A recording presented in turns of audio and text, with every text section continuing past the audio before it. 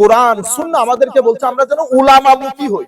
উলামা মানে আমাদের মুখী না, উলামা মানে মাদ্রাসার শিক্ষক, ভাইরাল বক্তা, ইউটিউব, ফেসবুক এগুলো না, জাহেল মূর্খ না। উলামা মানে উলামা, আলেমে রব্বানী। সেই কারণে আমরা মাযহাবের ক্ষেত্রে কুল কায়নাতের লোক যাকে ইমাম হিসেবে গ্রহণ করেছেন, আমরা ইমামে আজম, ইমাম শাফিঈ, আহমদ ইবনে হাম্বল, ইমাম মালিক এবং পরবর্তী যুগের প্রত্যেক সেক্টরের উলামায়ে কেরাম যাদেরকে ইমাম হিসেবে গ্রহণ করেছে। সেই কারণে মুসলিম মিল্লাতের মধ্যে কোন ধরনের ফিতনা ফাসাদ হয় নাই। এইজন্য বলছি আপনি রহিত, এটা অনেক গুরুত্বপূর্ণ বিষয়, অনেক গুরুত্বপূর্ণ বিষয়। আপনারা প্রস্রাব করেন বসে, ঠিক না? আমরা বসে প্রস্রাব করি, এটা সুন্নতে রাসূল। কিন্তু বুখারী শরীফের মধ্যে শুধু বসে প্রস্রাবের রওয়ায়াত আসে না, এসেছে কোনটা? দাঁড়িয়ে। এটা এখন আপনি কি করবেন? আপনি যদি দাঁড়িয়ে ইচ্ছাকৃত প্রস্রাব করতে যান তাহলে তো গুনাহ হবে। আমল হাদিসের উপরে হচ্ছে কিন্তু গুনাহ হচ্ছে কেন? আপনি রং ট্র্যাকে চলে গেছেন। আপনি আমার নবী যেটা, এই যে ডেভেলপমেন্ট যেটা, সেটার সাথে সাথে আপনি যেতে পারেন নাই, এজন্য পথভ্রষ্টতা হয়ে যায়, পথভ্রষ্টতা হয়ে যায়। আমি আপনাদেরকে এই যে কিছুদিন আগে বললাম না, কোরআন বলছে ইউদিল্লু বিহি কাসীরা ওয়া ইয়াহদি বিহি কাসীরা। কোরআন এবং কোরআনের মাধ্যমে যে এক্সাম্পল গুলো আল্লাহ সেট করেছেন, অসংখ্য মানুষ পথভ্রষ্ট হয়। যেমন আপনি জেনে শুনে বলেছেন আমার আল্লাহ লজ্জাবোধ করেন, আমার আল্লাহ লজ্জা করেন না, জেনে শুনে বলেছেন। তো জেনে শুনে যদি লজ্জা বুঝে, লজ্জা শব্দটা বুঝে আপনি যদি আমার আল্লাহকে কোরআনে ট্রান্সলেট করতেছেন, বেশি বুঝেছেন। উলামায়ে কেরামের পথ থেকে সরে এসে নিজে বেশি বুঝেছেন। যদি আমার আল্লাহকে জেনে শুনে লজ্জাবোধ করেছেন, ওই ইমাম চলে যাবে। কেন? কারণ লজ্জা মানে কোন একটা কাজের কনসিকুয়েন্সের ব্যাপারে ভয় থাকা, ভীত থাকা, সন্ত্রস্ততা থাকা। আমার আল্লাহ কি কারো পাত্তা দিবে? কাউরে কোন ভীতি, কোন সন্ত্রস্ততা, কোন ভয়, স্ক্যারনেস, কোন কিছু আমার আল্লাহর আছে? তো আপনি যে বললেন নিশ্চয়ই আল্লাহ লজ্জাবোধ করেন না, তা আপনি বলতেছেন হুজুর হায়া মানে তো লজ্জাবোধ। ও ভাই, সব হায়া দিয়ে তো লজ্জাবোধ হয় না। সেই কারণে আল্লাহর শানে যায় এমন শব্দ ব্যবহার করতে হবে। সেই কারণে আমরা উলামায়ে কেরামের দিকে যেতে হয় এই সমস্ত বিষয়ের ক্ষেত্রে। যাই হোক, যেটা বলতে চাচ্ছিলাম, তো আমার আল্লাহ রাব্বুল আলামিন প্রথম যখন এটা মনসুখ হয়েছে তখন ইহুদিদের মাথা খারাপ হয়ে গেছে। কত বড় কাজ করলেন আপনি! আপনি এখান থেকে, আমাদের কুদস থেকে আপনার চেহারা সরিয়ে আপনি এখন হেরেমে পাকের দিকে ফিরে নামাজ পড়তেছেন। এতদিন বলতো তোমাদের রাসূল, তোমাদের নবী বলে ইন্ডিভিজুয়াল ইন্ডিপেন্ডেন্ট নবী, তো আমাদের কিবলার দিকে ফিরে নামাজ পড়ে কেন? আমাদের কিবলার দিকে ফিরে নামাজ পড়ে কেন? আল্লাহ রাব্বুল আলামিন এই আয়াতগুলোর মধ্যে তাহবিলে কিবলা, অর্থাৎ কিবলা পরিবর্তনের কথাটা তুলে ধরেছেন। কিবলা পরিবর্তনের কথা একই আয়াত ঘুরে ঘুরে আমার আল্লাহ তিনবার বলেছেন। যেমন আপনারা আয়াতগুলো পড়লে আপনারা নিজেরাই বুঝবেন। ওয়া মিন হাইসু খারাজতা ফাওয়াল্লি ওয়াজহাকা শাতরাল মসজিদিল হারাম। যেখান থেকে বের হন আপনার মুখ কোথায় থাকবে? আপনি ইন্ডিয়াতে যান, পাকিস্তানে যান, বাংলাদেশে যান, পৃথিবীর যে ভূখণ্ডে আপনি সফর করবেন, আপনি নামাজ পড়ার সময় ফাওয়াল্লি ওয়াজহাকা শাতরাল মসজিদিল হারাম, আপনার কিবলা হবে মসজিদে হারাম। একই কথা আমার আল্লাহ এক আয়াত করে আবার বলতেছে, ওয়া মিন হাইসু খারাজতা ফাওয়াল্লি ওয়াজহাকা শাতরাল মসজিদিল হারাম ফাওয়াল্লু উজুহাকুম শাতরা লিআল্লা ইয়াকুনা লিন-নাসি আলাইকুম হুজ্জা। একই কথা আবারও বলতেছে। তাইলে 144 নম্বর আয়াত থেকে 150 নম্বর আয়াত পর্যন্ত আমার আল্লাহ কথা বলেছেন তাহবিলে কিবলা তথা কিবলা পরিবর্তনের। আমরা শুরুর দিকটাতে আল্লাহ কাদের সম্পর্কে কথা বলেছেন? প্রথমে মুমিনের পরিচয় তুলে ধরেছেন। এরপরে আমার আল্লাহ কাফেরের কথা বলেছেন। কাফের কাদেরকে বলে, এদের ক্যারেক্টারিস্টিক কি। এরপরে আমার আল্লাহ প্রায় 8টা আয়াতের মাধ্যমে মুনাফিকদের পরিচয় তুলে ধরেছেন। ঠিক আছে? এরপরে আমার আল্লাহ আল্লাহর শ্রেষ্ঠত্বের বর্ণনা দেওয়ার জন্য আপনি আল্লাহকে কোথায় খুঁজবেন এটা বলার জন্য আমার আল্লাহ কয়েকটা আয়াত ব্যবহার করে পবিত্র কোরআনের অথেন্টিসিটি তুলে ধরেছেন। বলেছেন এই কোরআন, এই আমার যে আয়াত, এটা আমার যে কালাম, এটা সত্যতার ব্যাপারে কারো কোনো সন্দেহ থাকার কোনো অবকাশ নাই। আচ্ছা, এরপরে আমার আল্লাহ আদম আলাইহিস ইসলামের সৃষ্টি সম্পর্কে কথা বলা শুরু করেছেন। তাইলে এগুলা হচ্ছে সাবজেক্ট ম্যাটার অফ দি সূরাতুল বাকারা। প্রথমে পৃথিবীর মানুষের বিশ্বাসগত পরিচয়। আমাদেরকে যারা যেখান থেকে বসে শুনতেছেন, স্পেশালি আমাদের ছাত্ররা, আপনারা এটা রিসার্চটা এইভাবে করতে পারেন। ঠিক আছে? পবিত্র সূরাতুল বাকারাকে এইভাবে অ্যানালাইজ করতে পারেন। ফেসবুক কম দেখে এগুলাতে সময় বেশি ব্যয় করলে জাতি উপকৃত হবে। তাইলে কোরআনে পাকের শুরুতে আমার আল্লাহ মানুষের বিশ্বাসগত পরিচয় তুলে ধরেছেন। তো বিশ্বাসগত পরিচয় তুলে ধরতে গিয়ে মুমিন, কাফের, মুনাফিক তিন ভাগে ভাগ করেছে।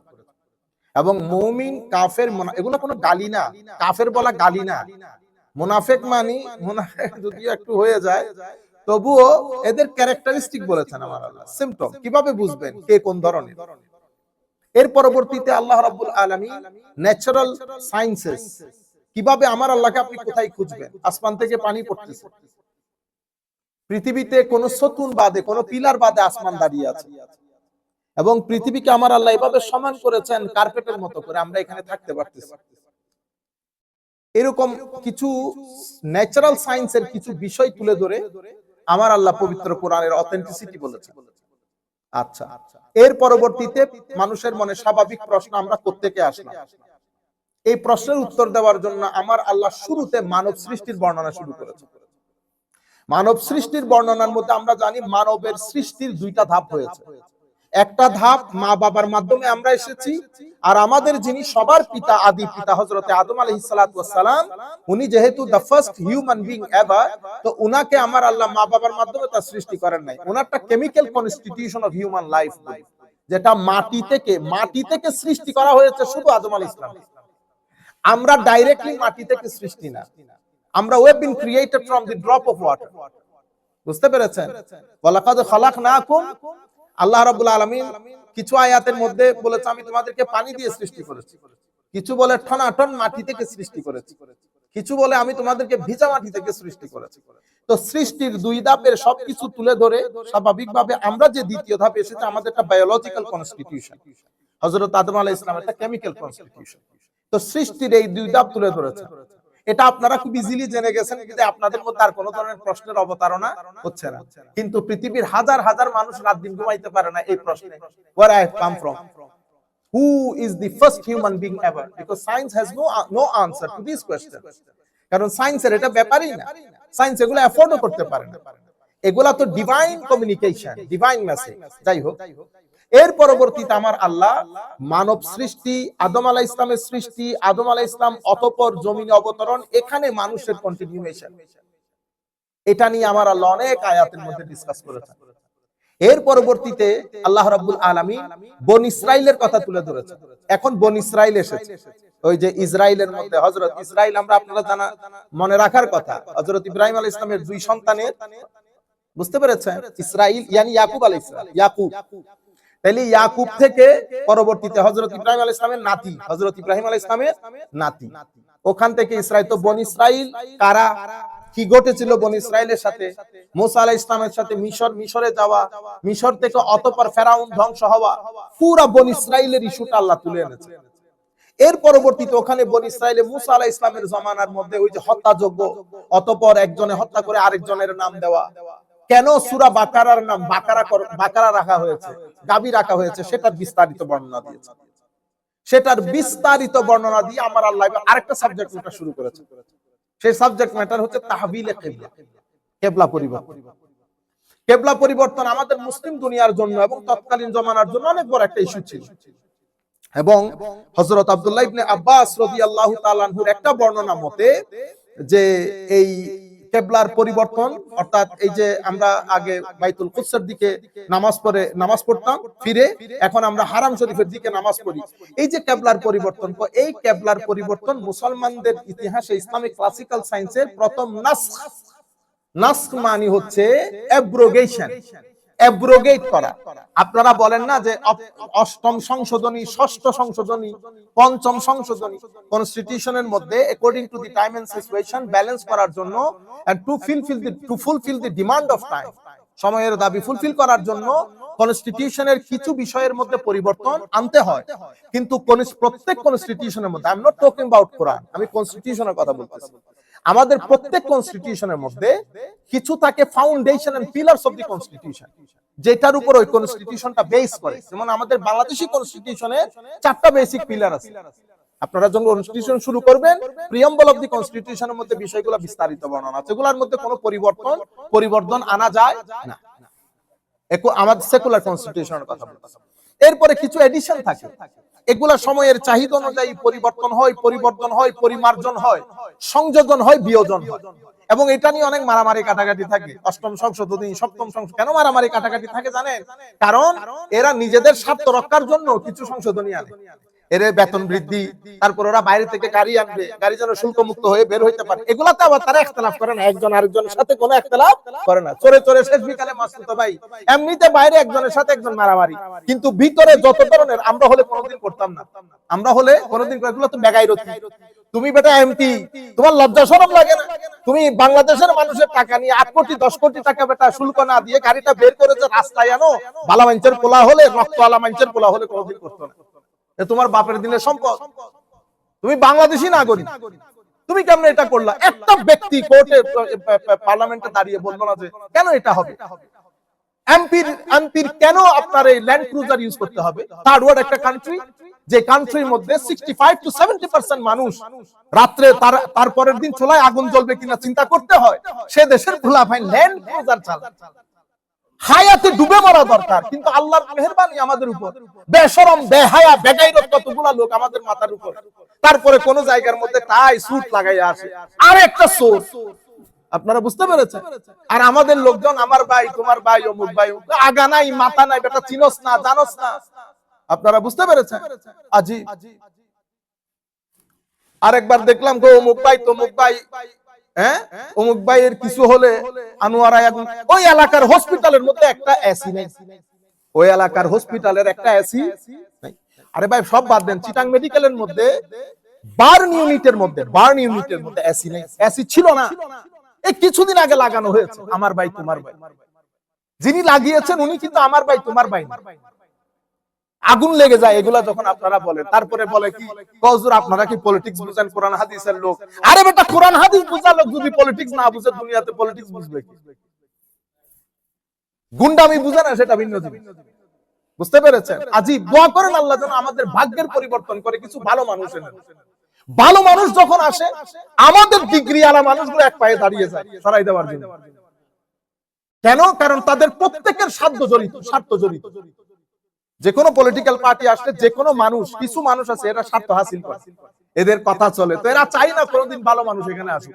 মনে রাখবেন, যেভাবে শাসিত হতে চাইবেন আল্লাহ আপনাদেরকে সেভাবে শাসন করাবেন। আপনি যদি ভালো মানুষের মাধ্যমে শাসিত হইতে চান, তাহলে এটা বা নিজেও ভালো হইতে হবে, ভালোকে প্রমোট করতে হবে।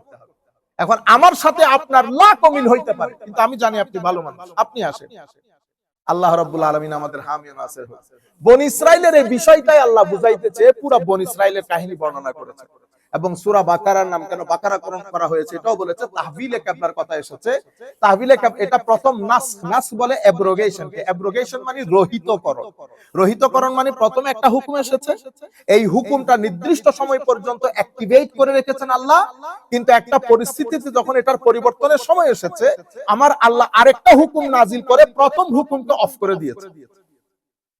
কোন কোন সময় কোরআন শরীফের মধ্যে কিছু আয়াতি হুকুম আছে, যেটা আয়াত এখানে আছে কিন্তু হুকুমটা অ্যাক্টিভেটেড, হুকুমটা ইনঅ্যাক্টিভ। হাদিসে পাকের মধ্যে হাদিস শরীফ আছে কিন্তু হুকুম ইনঅ্যাক্টিভ। হাদিস শরীফ কিতাবের মধ্যে আছে। আমার নবী যেমন সাল্লাল্লাহু আলাইহি ওয়াসাল্লাম, যেমন উটের মাংস খাওয়ার পরে ওযু, উটের মাংস খাওয়ার পরে ওযু, আমার নবী ওযু করেছেন। আমার নবী ওযু, এক সময় তো আমার নবী যেই সমস্ত জিনিসকে রান্না করে খাইতে হতো, সেটা খাওয়ার পরে আমার নবী ওযু করে নামাজ পড়তেন। পরবর্তীতে এই হুকুমটা কি হয়ে গেছে?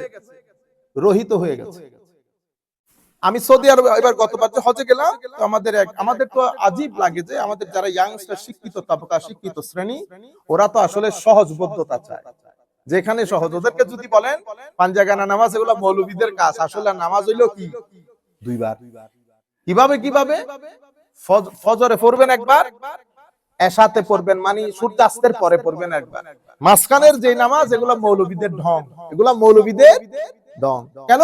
কোরআন শরীফের আয়াত আছে, ওয়া আকিমিস সালাতা তারাফাইন নাহার ওয়া যুলাফাম মিনাল লাইল ইন্নাল হাসানাত ইউযহিবনাস সাইয়্যাত যালিকা যিকরা লিয-যাকিরিন।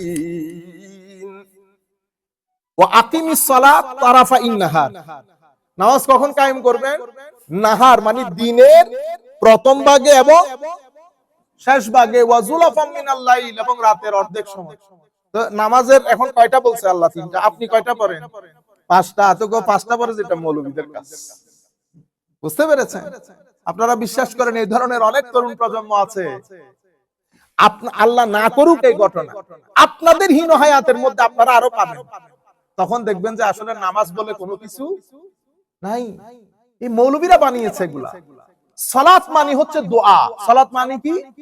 দোয়া। আপনি রাস্তার মধ্যে হাঁটতে হাঁটতে যখন টাইম হবে হাত তুলে দিবেন, রব্বানা আতিনা ফিদ দুনিয়া হাসানা ওয়া ফিল আখিরাতি হাসানা ওয়া কিনা আযাবান নার। হয়ে গেছে। বুঝতে পেরেছেন? তো আমি আপনাদেরকে বলতে চাচ্ছিলাম যে নাসখ যেটা, অর্থাৎ পরের একটা হুকুম এসে প্রথমটা রদ হয়ে যাওয়া।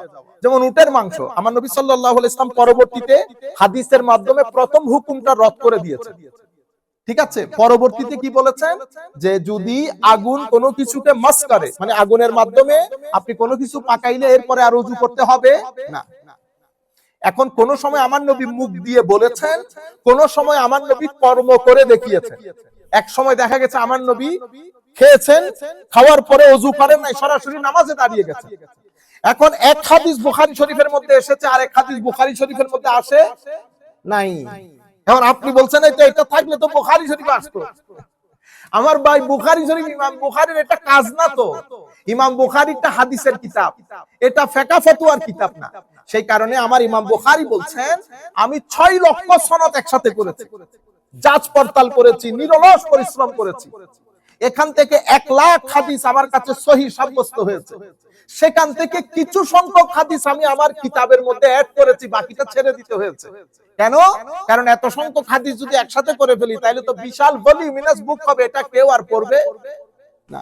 এটার উপর ইজমাই উম্মত সাধিত হয়েছে, যে কোনো হাদিসের কিতাব উঠাবেন এই কথাটা পাবেন। আমি এত সংখ্যক হাদিস একত্রিত করেছি, তার মধ্যে 1 লক্ষ হাদিস আমার কাছে সহিহ সাব্যস্ত হয়েছে, তার মধ্যে কিছু সংখ্যক হাদিস আমি এখানে অ্যাড করেছি, সংকলন করেছি, বাকিটা তুলের কারণে, বড় হয়ে যাওয়ার কারণে বাদ দিতে হয়েছে। যে কোনো হাদিসের কিতাব। কিন্তু আপনাকে তো পড়তে হবে, এটা তো মেথোডোলজির ব্যাপার, স্টাডির ব্যাপার। আপনি নরমাল গুগল করে করে তারপরে রাস্তা দিয়ে হাঁটতে হাঁটতে মাসলা জিজ্ঞেস করলে তো হবে না। এগুলা তো, যেমন আপনি যদি আমাকে জিজ্ঞেস করেন তো আমরা হাদিস সম্পর্কে কিছু জানি না, আপনি বলবেন হুজুর তো দর্স করেন যে, তো আমরা আরবি মোটামুটি একটা আইডিয়া আছে, সেই হিসাবে আমি হাদিসগুলো ট্রান্সলেট করে আপনাদেরকে বলতে পারি। কিন্তু হাদিস বিজ্ঞান সম্পর্কে আমার আইডিয়া নাই।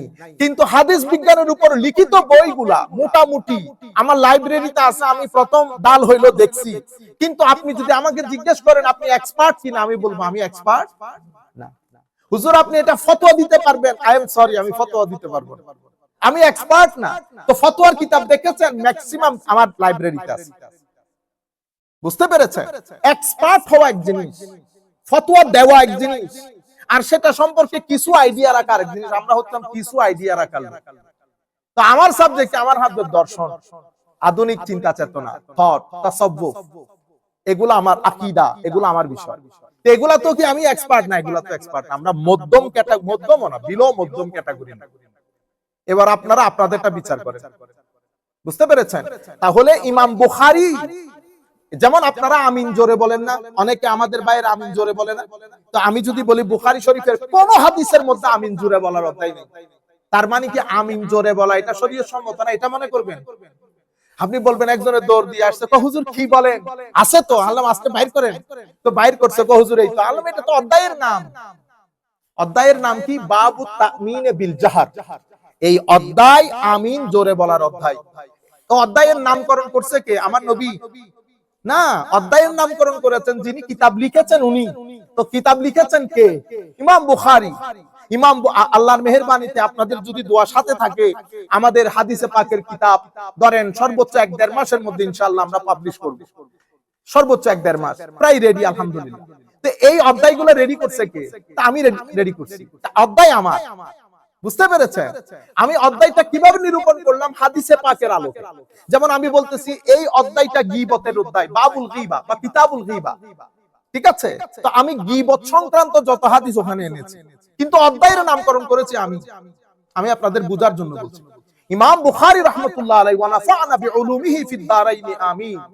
হুজুরের ফিউজাত দিয়ে আল্লাহ আমাদের সিনাকে ধন্য করুন। হুজুরে লিখছে কি, এটা হুজুরের গবেষণা।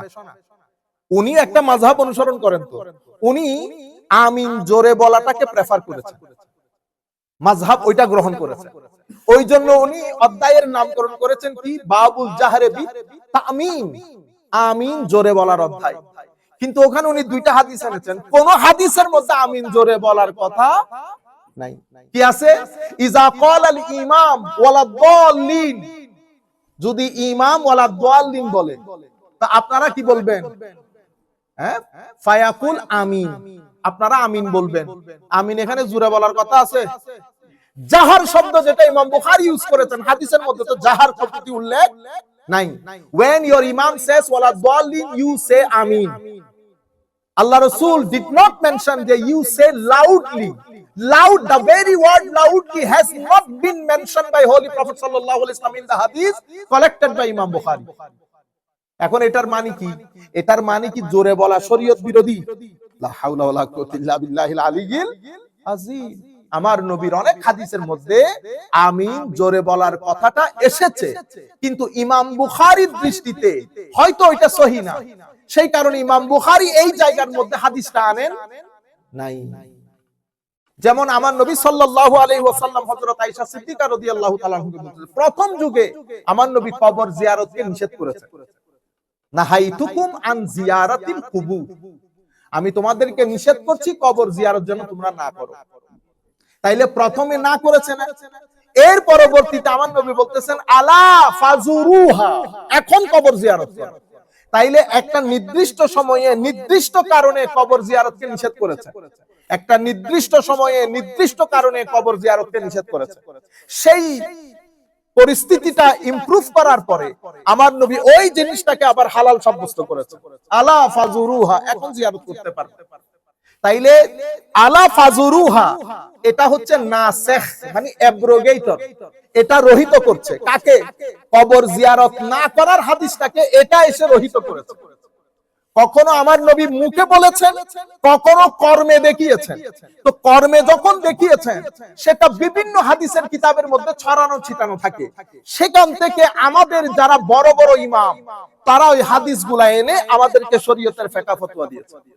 আপনারা বুঝতে পেরেছেন? এখন আপনি যদি সরাসরি হাদিসে পাকের কিতাবে ঢুকে যান, ধরেন আপনি কোনটা রহিতকারী, কোন হুকুম রহিত হয়েছে, এটা আপনি ধরতে পারেন নাই, পথভ্রষ্ট হন নাই। আমার নবী তো প্রথম, ধরেন আমি আপনাকে আরো এক্সাম্পল খোলাসা করে বলি, এটা খুব গুরুত্বপূর্ণ বিষয়। আপনি মোহাম্মদ আবু বকর, ঠিক আছে, আপনি গিয়েছেন আমার নবীর দরবারে। আমার নবী নবুয়ত প্রকাশের প্রথম 5 বছরের মধ্যে আপনি গেছেন।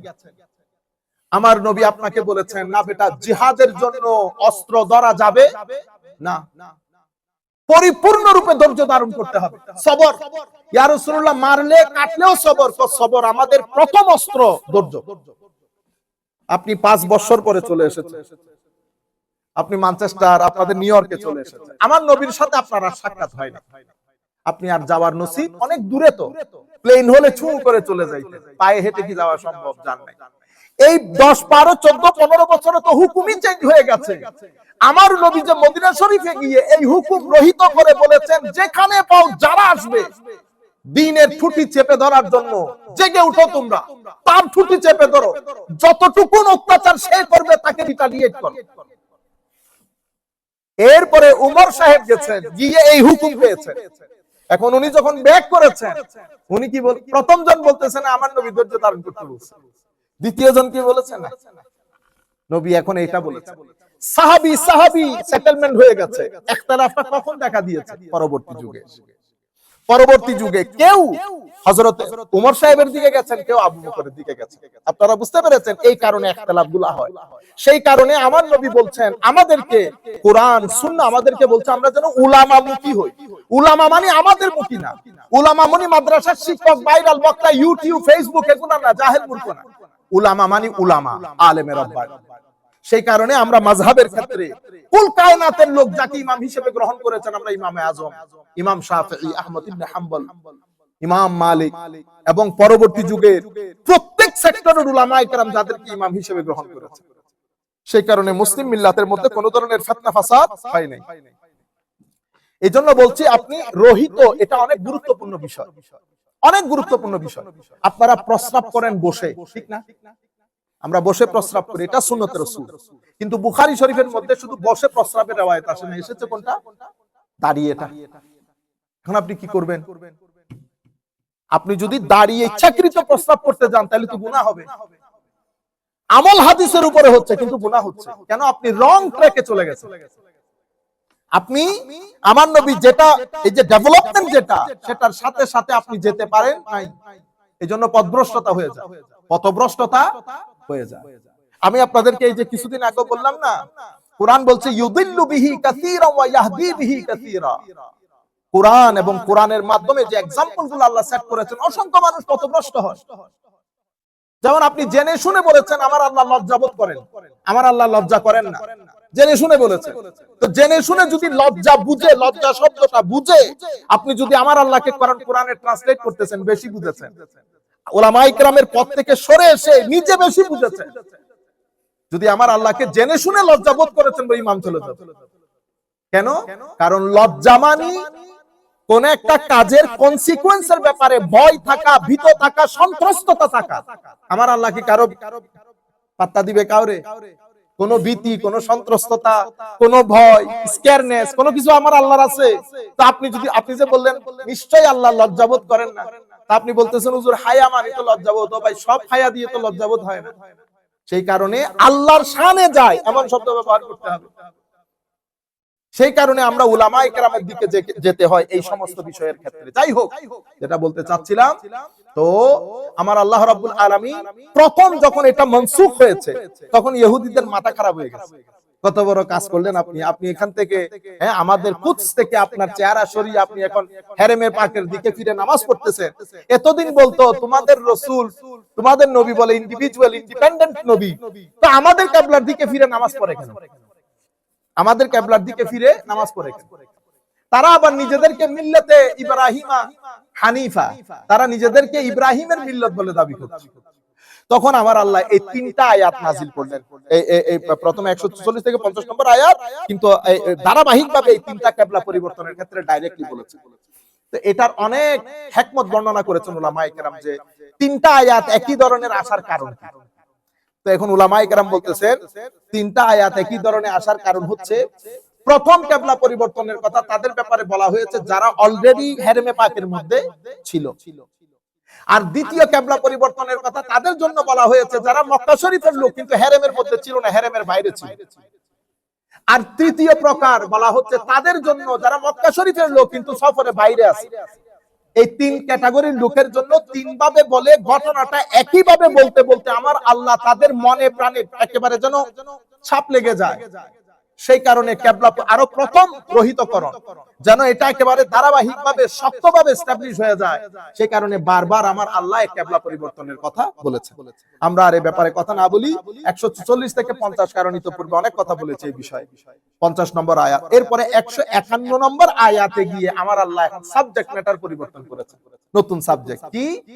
নতুন সাবজেক্ট হচ্ছে রাসূল প্রেরণ, রাসূলের কর্মকাণ্ড। এই ব্যাপারে আমার আল্লাহ কথা বলা শুরু করেছে। কি বলেছেন?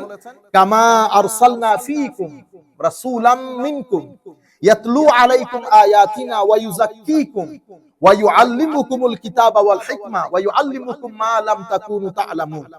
আমি আপনারা একটু ধৈর্যচ্যুতি না হয় মতো, আমি সম্মানিত আমাদের যে সমস্ত শ্রোতা আছেন, বিশেষ করে মাদ্রাসা বা উলামায়ে কেরাম, দেখেন আপনারা এক একজন এক এক ধরনের তাফসীর দরকার। আমরা কোনো মুফাসসির না, আমরা সাধারণ মুসল্লি নিয়ে বসি, সাধারণ কথাবার্তা বলি। এখন পবিত্র কোরআনের কেউ তাফসীর করে শাব্দিক বিশ্লেষণ, যেমন কামা, কামার গ্রামাটিক্যাল অর্থ কি, এই কামা দিয়ে কি বোঝানো হয়েছে, আরসালনার মানে grammatical explanation of the word. আমরা এখানে ওইটা করি না। দ্বিতীয় বিষয় হচ্ছে প্রত্যেক আয়াতের একদম পৃথক পৃথক অনুবাদ করা, এক্সাক্ট অনুবাদ করা, এটা আমরা করি না। আমরা আবার আয়াতের মধ্যে বালাগাত ফাসাহাত, যেটা অলংকার শাস্ত্র যেটাকে বলে, আমরা সেটাও করি। সুতরাং এগুলা যদি আপনাদের প্রয়োজন হয়, আপনারা আমাদের বিশ্ববারের দার্সের মধ্যে অনলাইন যেটা করি উলামায়ে কেরামের জন্য এক্সক্লুসিভলি ওখানে শামিল হতে পারেন। এখানে আমাদের সাধারণ মুসল্লি, আর আমি এই এটা রেখেছি, এটাকে আমরা কোন মেথডোলজি অ্যাপ্লাই করি, এখানে মেথডোলজি অ্যাপ্লাই করি। আমরা আয়াতগুলা পড়ি, পড়ার পরে তাফসীরে মাওদুঈ যেটাকে বলে, যেখানে গুরুত্বপূর্ণ বিষয় আছে, সেই বিষয়গুলো সবই তো গুরুত্বপূর্ণ কোরআনের আয়াত, কিন্তু যেগুলো আমাদের জানা প্রয়োজন আমরা সেগুলো একটু বিস্তারিতভাবে মুসল্লিয়ানে কেরামকে বলি, এবং দূর দূরান্ত থেকে যারা আমাদের সাথে শরীক হন তারাও ব্যাপারগুলো বুঝতে পারেন। সেই হিসাবে আমরা একটু আয়াতের অর্থ বলি, কিন্তু আয়াতের অর্থ এক্সাক্ট না, আমরা ব্যাখ্যামূলক অনুবাদ করি মানুষ যাতে বুঝতে পারে। সাথে আমরা তাফসীর কারকদেরকেও শামিল করে নেই। আমরা যেখান থেকে তাফসীর করি সেটা গত জমা আমি সব সময় বলি, আমাদের ইবনে কাসির আছে, তাফসীর ইবনে কাসির আছে, আমার উস্তাদ শেখ সাঈদ তানতাবি রাহমাতুল্লাহি আলাইহির তাফসীর আল ওয়াসিত আছে, ইমাম রাজির তাফসীরে কবির আছে, ইমাম বাগাবী আছে, ইমাম কুরতুবী আছেন, এবং ইমাম ইবনে কাসির আছে। এগুলা থেকে, এগুলার মধ্যে আমরা সীমাবদ্ধ থাকি। যাই হোক, কামা আরসালনা ফীকুম রাসূলাম মিনকুম ইয়াতলু আলাইকুম আয়াতিনা ওয়া ইউযাক্কিকুম ওয়া ইউআল্লিমুকুমুল কিতাবা ওয়াল হিকমা ওয়া ইউআল্লিমুকুম মা লাম তাকুনু তা'লামুন। আরবের মধ্যে, তৎকালীন সমাজের মধ্যে প্রায় মেইনলি দুই ধরনের মানুষ ছিল। এক ধরনের মানুষকে আমরা বলি আহলে কিতাব, আহলে কিতাব, আর এক ধরনের মানুষকে আমরা বলি উম্মি। কি বলি? উম্মি। তাইলে আহলে কিতাব কারা? আহলে কিতাব হচ্ছে যাদের উপর আমার আল্লাহ কিতাব নাজিল করেছেন। খ্রিস্টান হযরত ঈসা আলাইহিস সালামের উম্মত, এবং ইহুদি হযরত মুসা আলাইহিস সালামের উম্মত। একজনের কাছে তাওরাত, আরেকজনের কাছে জবুর। আর হযরত দাউদ আলাইহিস সালাম তো আছে, কিন্তু মেইনলি ওই পেনিনসুলার মধ্যে এই দুই ক্যাটাগরির মানুষকে আমরা আহলে কিতাব বলতাম। আচ্ছা, এদের অপোজিট হচ্ছে উম্মি। তাহলে উম্মি কারা? অমিনহুম উম্মিয়ুনা লা ইয়ালামুনাল কিতাব। ওখানে উম্মি হচ্ছে ওই সমস্ত লোক যাদের উপর কোনো ওহী পূর্বে নাজিল করা হয়, তারা কুরআন, তারা এই ডিভাইন মেসেজের ব্যাপারে কোনো কিছু জানেই না। যেমন আপনি যদি তাওরাত পড়েন, ওল্ড টেস্টামেন্ট, যেমন হযরত আদম আলাইহিস, আমি যে হযরত আদম আলাইহিস সালামের ঘটনা পড়ছি, আপনি তাওরাতও যদি পড়েন এই ঘটনার মধ্যে 19-20 মিল পাবেন, মেইনলি একই কথা। অনেক বড় জিনিস না সিমিলারিটি থাকা। যেমন হযরত আদম আলাইহিস সালামের সৃষ্টি, আপনি এখানে হয়তো 60 মানে মোটামুটি একটা বড় মিল পাবেন আপনি। কেন?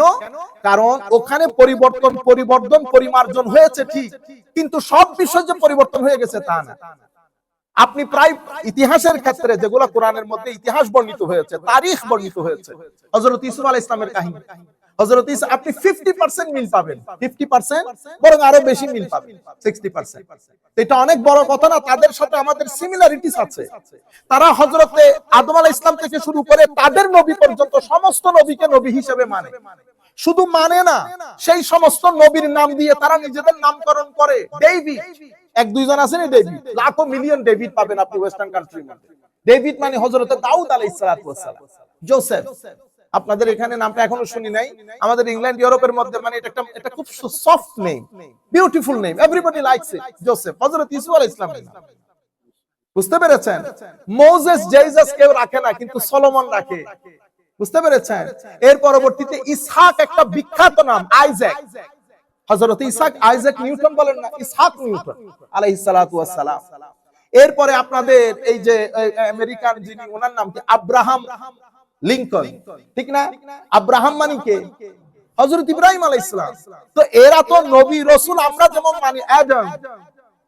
অস্ট্রেলিয়ান বিখ্যাত বল মারে যে, এটা কি বলে, বলার, অ্যাডাম গিলক্রিস্ট আছে না, হয়তো সেও জানে তার নাম অ্যাডাম কেন, হয়তো সেও গ্যারান্টিড সে জানে না। এটা তো আদম আলাইহিস সালামের নাম দিয়ে তার মা বাবা নামকরণ করেছেন অ্যাডাম গিলক্রিস্ট। আপনারা বুঝতে পেরেছেন? তো এগুলা তো নবীদের নাম, কিন্তু আমাদের হিন্দু সম্প্রদায়, আমাদের ভাইয়েরা যারা আমাদের পাশে থাকেন, তারা কিন্তু এই সমস্ত বিষয়ে কোনো কিছুই জানেন না, কারণ তাদের কাছে ডিভাইন মেসেজ আসে নাই। আমি এখানে একাডেমিক ডিসকাশনে যাব না, আমাদের অনেক ছেলেরা শুনতে, আমি জানি বেটা আপনারা মহাভারত গীতা সম্পর্কে কিছু কথা বলবেন, আমি এখানে সাধারণ মজলিসের মধ্যে আছি, আমি এখন ডিপ ডাউনে যাচ্ছি না। আপনারা যে জিনিসটা বলতে চাচ্ছেন বা চাইবেন, যেগুলো আপনাদের মনের মধ্যে আসতেছে, মোটামুটি আল্লাহ পাকের মেহেরবানিতে আমার আইডিয়া আছে, কিন্তু আমি সাধারণ মজলিসে কথা বলতেছি, আমি অত দূর যাব না। তো আমি বলতেছিলাম আহলে কিতাব আর উম্মি, আহলে কিতাব আর উম্মি। আহলে কিতাবরা একেবারে চৌধুরীর পোলা, বুঝছেন? মক্কা শরীফের মধ্যে, মদিনা শরীফের মধ্যে তাদের গোতানির কারণে সাধারণ মানুষ চলতে পারতো না। কেন? তারা মনে করতো তারা এলিট। তারা কি এলিট? তারা সব সোসাইটিতে মিশে না। উম্মি মানে কিতাবপত্র না, একো গাইয়া গাইয়া উম্মি কিতাবপত্র না, বুঝেও না টুঝেও না, এরা কবর আখিরাত কোনো কিছু বুঝেও না। তখন আমার আল্লাহ বলতেছেন, কামার সাল্লাল্লাহু ফীকুম রাসূলাম মিনকুম ইয়াতলু আলাইকুম আয়াতিনা ওয়া ইউযাক্কিকুম। আমার নবীর ব্যাপারে সুসংবাদ দিচ্ছেন চারটা কারণে। মেইন প্রফেটিক রেসপন্সিবিলিটি, আমার নবীর চারটা মূল দায়িত্ব দিয়ে আমার আল্লাহ তার নবীকে পাঠিয়েছেন। কি কি? ইয়াতলু আলাইহিম আয়াতিহি, অনেক বড় কথা। আল্লাহর আয়াত পৃথিবীর মানুষকে পড়ে শোনানো, আল্লাহর আয়াত। এর পরবর্তীতে ওয়া ইউযাক্কিকুম ওয়া ইউআল্লিমুহুমুল কিতাবা ওয়াল হিকমা। এরপর হচ্ছে তাসকিয়া। তাসকিয়া মানে আমাদের ভিতরের জগৎকে পরিষ্কার করে, পরিচ্ছন্ন করে, আলোকিত করে, আমাদেরকে বদ যত কিছু আছে, বদ আখলাক, বদ আকীদা, সবকিছু থেকে পবিত্র করে আমাদেরকে মানুষ বানানো, মুমিন বানানো, সত্যিকার অর্থে আল্লাহর বান্দায় পরিণত করা। ওয়া ইউআল্লিমুহুমুল কিতাবা ওয়াল হিকমা, এবং আমাদেরকে কিতাবের ব্যাপারে তালিম দেওয়া। এবং আল্লাহর নবী সাল্লাল্লাহু আলাইহি ওয়াসাল্লামের কাছে দুই ধরনের ওহী। কয় ধরনের ওহী? দুই ধরনের। একটাকে বলে ওহী মাতলু, আর একটাকে বলে গায়র মাতলু। ওহী মাতলু মানে এমন ওহী যেটা আমার আল্লাহ সরাসরি আমার নবীকে নাজিল করেছেন, সরাসরি এটা লিপিবদ্ধ হয়েছে। এটা পড়লে ওয়াজ, এটা ধরতে ওযু লাগে, এটা ধরতে ওযু লাগে। যেটা আমার আল্লাহর কাছে, আমার নবীর কাছে আমার আল্লাহ ডাইরেক্ট পাঠিয়েছেন। এটা আমার নবীর শব্দ না, শব্দ আমার আল্লাহ, বিষয়ও আমার আল্লাহর, দাড়িও আমার আল্লাহর, কমও আমার আল্লাহর, সব আমার আল্লাহর। এখানে আমার আল্লাহ বাদে পৃথিবীর কোন সৃষ্টির কোন ইন্টারফিয়ারেন্স নেই। ওহী মাতলু ধরতে গেলে ওযু লাগে। তা আমাদের এখানে এখন নতুন নতুন মৌলবী বের হয়েছে, এগুলো আমি আপনাদেরকে বলতেছি, ইউটিউবে আছে এইজন্য। হ্যাঁ, ও তো ওয়াজ করতেছে, ইন্না লিল্লাহি ওয়া ইন্না, ও কোরআন শরীফ ধরতে বলে ওযু লাগে, বুঝছেন? এগুলো আপনারা শুনিও না। আমাদের মতো যত নতুন নতুন কথা, এগুলো আপনারা শুনবেন না। পুরাতন যেগুলো শুনে শুনে আসতেছেন, ওগুলোর উপরে থাকবে। আমরা হইলাম ঈমান বিধ্বংসকারী, ঈমান বিধ্বংস। আল্লাহ আমাদের হাত থেকে আপনাদেরকে রক্ষা করুন। তো বলতে যেটা চাচ্ছিলাম সেটা হচ্ছে মতলু, আর একটা হচ্ছে গায়র মতলু। গায়র মতলু মানে বিষয় আমার আল্লাহ, বিষয় কার? আল্লাহ। জবান আমার নবী, জবান আমার, সাবজেক্টটা আমার আল্লাহ ঢেলে দিয়েছেন তাসাব্বুরে মুহাম্মাদির মধ্যে সাল্লাল্লাহু আলাইহি ওয়াসাল্লাম। আর শব্দগুলো আমার নবী, শব্দগুলো আমার নবী। সেই কারণে আমরা এটাকে বলি ইলমুল হাদিস অথবা সুন্নাহ। তাইলে কোরআন মতলু, সুন্নাহ গায়র মতলু। তো সুন্নাহ পড়ার সময় ওযু লাগেনি, সুন্নাহ পড়ার সময় ওযু লাগে না, ফরজ না। কিন্তু সব ফরজ দিয়ে কাজ হয় না। আমরা সুন্নাহ বাদে উলামায়ে কেরামের মুখে শুনেছি, সুন্নাহ বাদে আলেমরা ধরা তো দূরের কথা, মুখে হাদিসে বলতেন। আদব অনেক বড় জিনিস, আদব অনেক বড় জিনিস। আমার বাবা আমার সামনে বসছে, আমি আমার এখানে বসছি। বেশি বুঝতেছেন না আপনারা? ফরজ বেশি বুঝতেছেন, আমি এখন আপনাদেরকে বুঝাই। আমার বাবা এখানে, আমি এখানে। আমার বাবার দিকে পা টেনে বসলাম, শরীয়তের দৃষ্টিতে নাজায়েজ, নাজায়েজ নেই।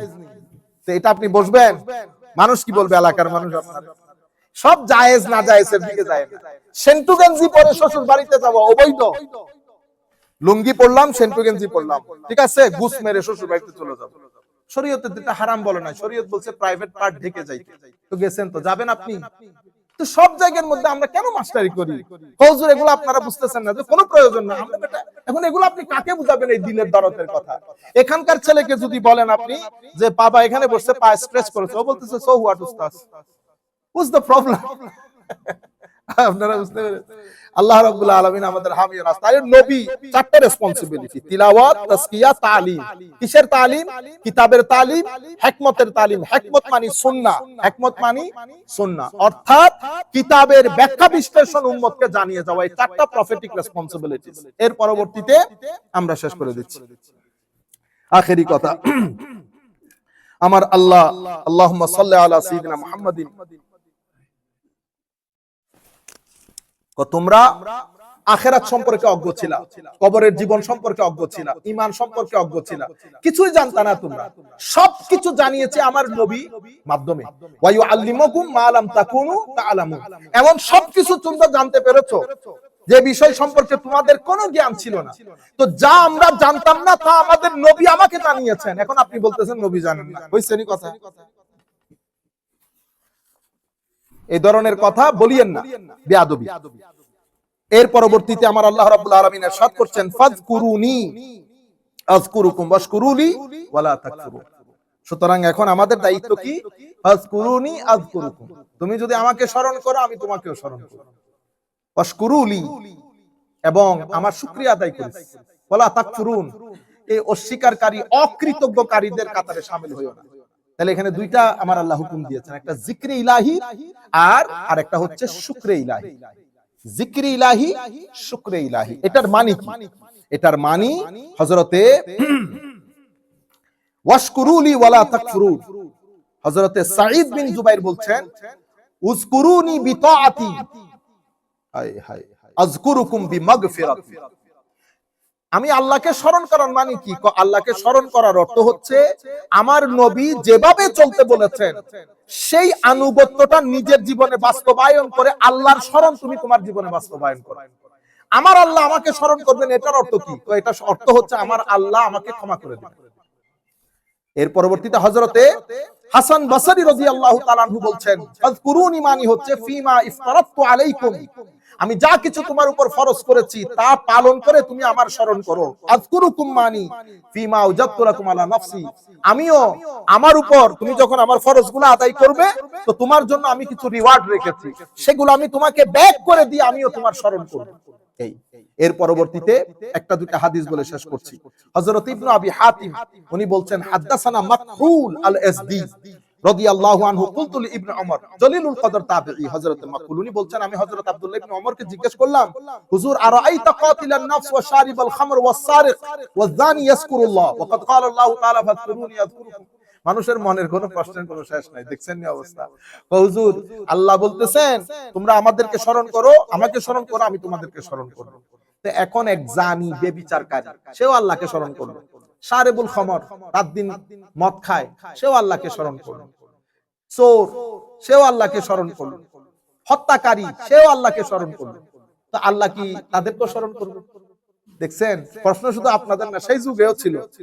তখন হযরতে আব্দুল্লাহ ইবনে ওমর রাদিয়াল্লাহু তাআলা বলেন ইজা যাকারাল্লাহ হাযা যাকারাহু বিল্লানাতে, এই সকল ব্যক্তি যদি আল্লাহকে স্মরণ করে আমার আল্লাহ লানত দিয়ে তাদেরকে স্মরণ করবে।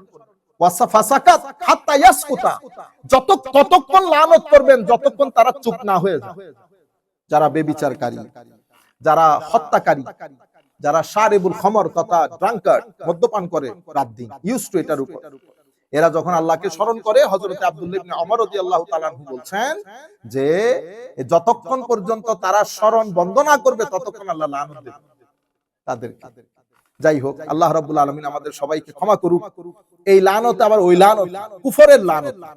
এখানে আরো অনেক ধরনের হাদিস শরীফ আছে, আমি জাস্ট বললাম, আমি জাস্ট আপনাদের বুঝার জন্য হযরত আব্দুল্লাহ ইবনে ওমরের এই হাদিসটা আর একটা হাদিস আর দুইটা হাদিস বলে শেষ করে দিচ্ছি। হযরত রাসূল করিম সাল্লাল্লাহু আলাইহি ওয়াসাল্লাম আন হিশাম ইবনে সাঈদ আন যায়েদ বিন আসলাম আন্না মুসা আলাইহিস সালাতু ওয়াস সালাম, হযরতে মুসা আলাইহিস সালাম আল্লাহকে বলছেন ইয়া রাব্বি কাইফা আশকুরু। হযরত মুসা আলাইহিস সালাম বলতেছেন আল্লাহ আপনার শুকরিয়া কেমনে আদায় করি?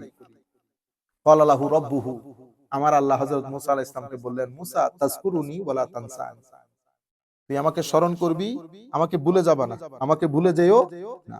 ফাইজা যাকারতানি ফাকাদ শাকারতানি, তুমি যখন আমাকে স্মরণ করবা এটাই আমার প্রতি তোমার শুকরিয়া আদায়। মানে আমার স্মরণ করা মানে হচ্ছে আমার শুকরিয়া আদায় করা। কিভাবে শুকরিয়া আদায় করবো? আমাকে স্মরণ করে, আমাকে ভুলে যাইও না। এজন্য মুখের মধ্যে কতক্ষণ পর পর একবার আল্লাহ বলে একটু চিন্তা করি। আমি আপনাদেরকে বারবার বলি যে হালতের মধ্যে থাকেন সুবহানাল্লাহ আলহামদুলিল্লাহ ওয়ালা ইলাহা ইল্লাল্লাহু আল্লাহু আকবার ওয়ালা হাওলা ওয়ালা কুওয়াতা ইল্লা বিল্লাহিল আলিয়্যিল আযীম। এটা আপনারা একেবারে মৃত্যুর আগ পর্যন্ত এটা একেবারে ইউজ টু হয়ে যান। এটার সাথে আপনি সপ্তাহ দেড়েক করার পরে তখন আর আপনি ইচ্ছাকৃতভাবে করতে হবে না। এই গাড়ি একবার চালু হবে, এটা আর বন্ধ হবে না, এটা আর বন্ধ হবে না। এবং এমন অবস্থা হয় কি জানেন, এমন অবস্থা হয়, হায় হায়, একটা অবস্থা এমন আসবে যে এই সুবহানাল্লাহ, আর এটা যদি বড় লাগে আপনারা আর একটু ছোটতে আসতে পারে, সুবহানাল্লাহি ওয়া বিহামদিহি সুবহানাল্লাহিল আযীম ওয়া বিহামদিহি আস্তাগফিরুল্লাহ। বুঝতে পেরেছেন? এটার মাধ্যমে তো ভিতরের রেলের মধ্যে এটা জারি হবে। এটা আপনার ব্যক্তি জীবনকে অনেক বেশি কি বলে শান্ত করবে। এগুলোর মধ্যে ইউজ টু হবে। আর একটা জিনিস, ওযুর হালতে থাকার চেষ্টা করবেন। ওযুর হালতে এই বর্তমান সময়ে তো এটা খুবই প্রয়োজন। আমাদের ছেলেদেরকেও বলছি যে ওযু না ভাঙে, ওযুর মধ্যে থাকে। ওযুর মধ্যে থাকলে আমাদের জন্য কাপড় যেমন, ঈমানের জন্য ওযুও তেমন। আমরা যেমন কাপড় ছাড়া বের হব না, কাপড় হচ্ছে আমাদের শরীরের একটা সৌন্দর্য, আর ওযু হচ্ছে ঈমানের কাপড়। ওযুর মাধ্যমে আমরা শয়তানের ওয়াসওয়াসা থেকে প্রায় 50% প্রটেক্টেড হয়ে যাই। আমাদের সুফিয়া ইকরাম বলছেন 50% আপনি প্রটেক্টেড হতে পারবেন যদি ওযুর হালতে থাকেন। আর যেন তেন ভাবে ঘুমাই যায় না, ঘুমের মধ্যে আদব সহকারে ঘুমায় একটু। কেন? ঘুমকে বলা হয় ছোট মৃত্যু, আর আমরা যে মৃত্যু বরণ করি সেটাকে বলে বড় মৃত্যু, আল মাউতুল আকবার, আল মাউতুল আসগার। সুতরাং পৃথিবীতে অসংখ্য মানুষ, 35% মানুষ বা 20% মানুষ, 25 to 35% মানুষ ঘুমের মধ্যে মারা যায়। আল্লাহ রাব্বুল আলামিন যেন আমাদের ওযুর হালতে, ঈমানের হালতে, কালমার হালতে আমাদেরকে মৃত্যু দান করেন আল্লাহর রেজামন্দি অনুযায়ী। ওয়া মা আলাইনা ইল্লাল বালাগুল মুবিন। আসসালামু আলাইকুম ওয়া রাহমাতুল্লাহ। আল্লাহুম্মা আমিন। রব্বানা যালামনা আনফুসানা ওয়া ইল্লাম তাগফির লানা ওয়া তারহামনা লানাকুনান্না মিনাল খাসিরিন। মাওলাই